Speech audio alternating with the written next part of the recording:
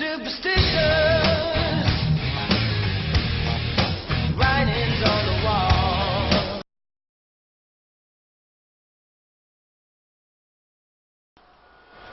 Hello all, just another update, well, update of nothing I guess. Still got this noise in it, but there is a couple of things that I've noticed. If I use a bar and do the old ear trick, on the power steering it's very quiet, it's not very noisy there. On top of the water pump, which is where the timing chain that's behind that, it's very quiet, and even on this side very quiet. Down the bottom on the oil pump it's quiet. The only place it's actually loud with the bar is on this bolt at the front of the head here, and on the inlet manifold on here, which suggests to me rocker lifter problem at the front.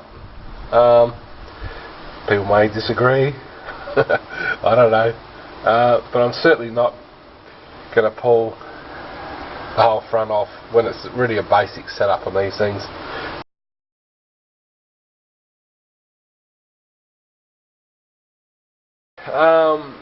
Some of you may have picked up, which I didn't. When I moved this from the end bay to this bay so I could work on it, how much oil was in the on top of the rockers and stuff, it seemed very dry. I didn't notice that until I thought about it the other day. Yes, probably can't see it, probably not going to focus. Just a little bit of damage to the top of the valves. I suppose next thing is I'll look at the cam, so get my special U-Butte camera out for that. Hang on.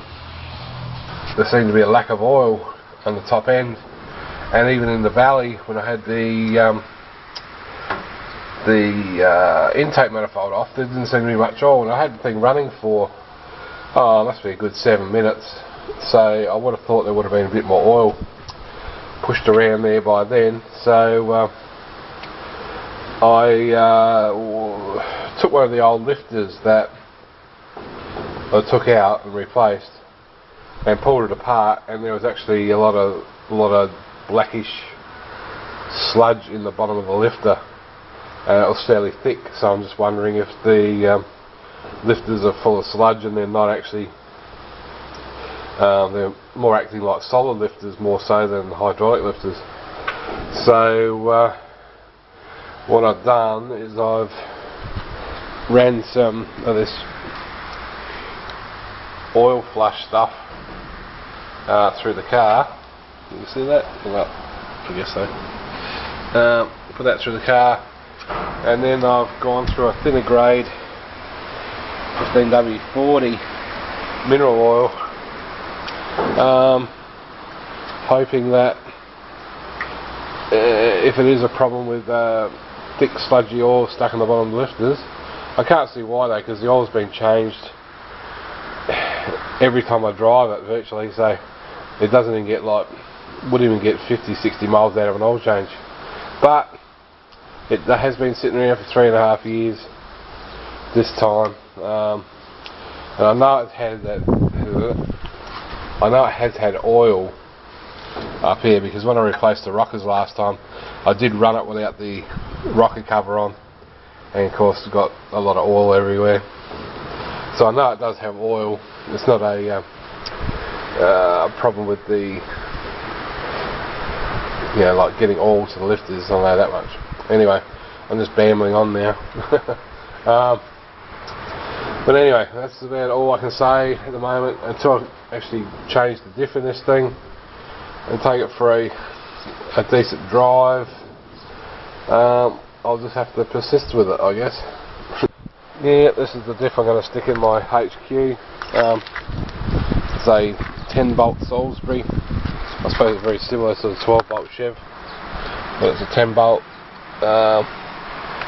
This has got actually new brakes on it, but the slave cylinder's leaking on one wheel, so I've got 2 new slave cylinders for it. It's actually got new brakes on it, which is great. This is a 308 ratio. It's not limited slip, which is a pity, but it's better than the 355. No, actually the 336 I've got in mine, which is clunky and noisy as hell because it's all I shimmed it side gears and they're all come loose again, so it's about time I changed the diff. So anyway, I've got to get this cleaned up, get it painted and whack this in, so stay tuned.